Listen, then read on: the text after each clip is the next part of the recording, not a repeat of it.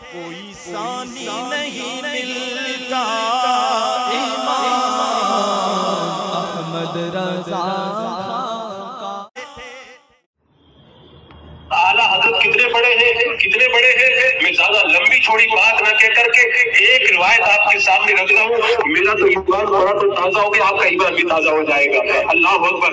اعلیٰ حضرت رضی اللہ تعالیٰ عنہ جب حج کے لیے دوسری مرتبہ تشریف لے گئے، آپ کو پتا ہے وہابیوں نے علم غیب پر اعتراض کیا تھا، شریف مکہ نے مکہ کے عالم سے کہا تھا کہ اس علم غیب پر دلیل لے کے آؤ۔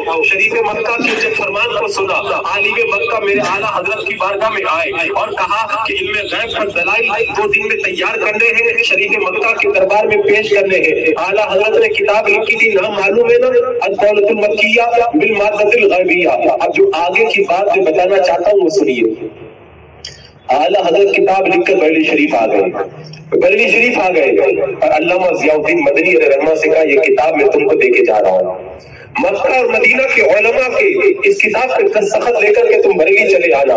اعلیٰ حضرت چلے گئے بریلی شریف، علامہ ضیاء الدین مدنی علیہ رحمہ مکہ مدینہ کے علماء کے دستخط کرا کر کے جب پہنچے ہیں بریلی شریف تو آپ کی بارگاہ میں عرض کرتے حضور مکہ اور مدینہ کے علماء نے دستخط تو کر دیے ہیں، لیکن وہ یہ کہہ رہے ہیں کہ سائن کرنے کے بعد کہہ رہے ہیں بات سمجھ میں نہیں آتی، مصنف نے 8.5 گھنٹے میں اتنی شاندار کتاب کیسے لکھ دی؟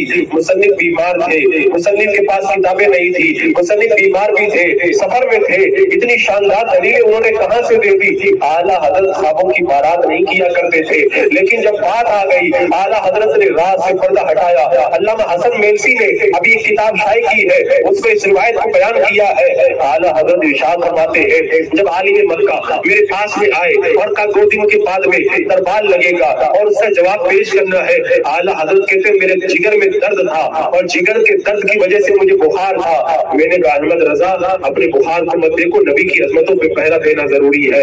کہتے میں حرم شریف میں آیا، میں نے وضو بنایا، میں نے خانہ کعبہ کا طواف کیا، 2 رکعت نماز ادا کی، باب کعبہ کے سامنے میں بیٹھ گیا، علم غیب پر دلائل لکھنے کے لیے جب میں نے قلم اٹھایا، باب کعبہ پہ جب میں نے نظر ڈالی تو میں نے کیا دیکھا؟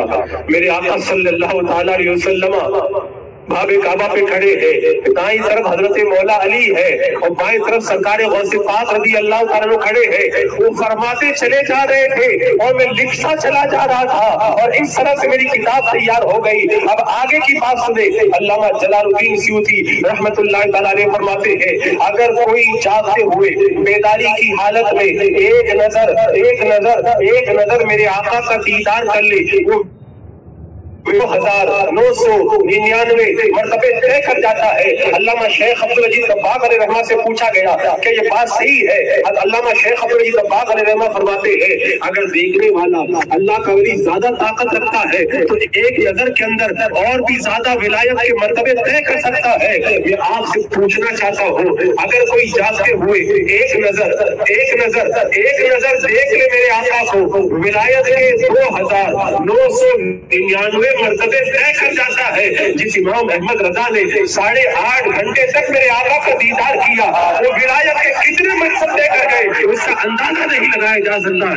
نعرہ تکبیر، نعرہ رسالت، جشن عید میلاد النبی، فیضان اعلیٰ حضرت، علوم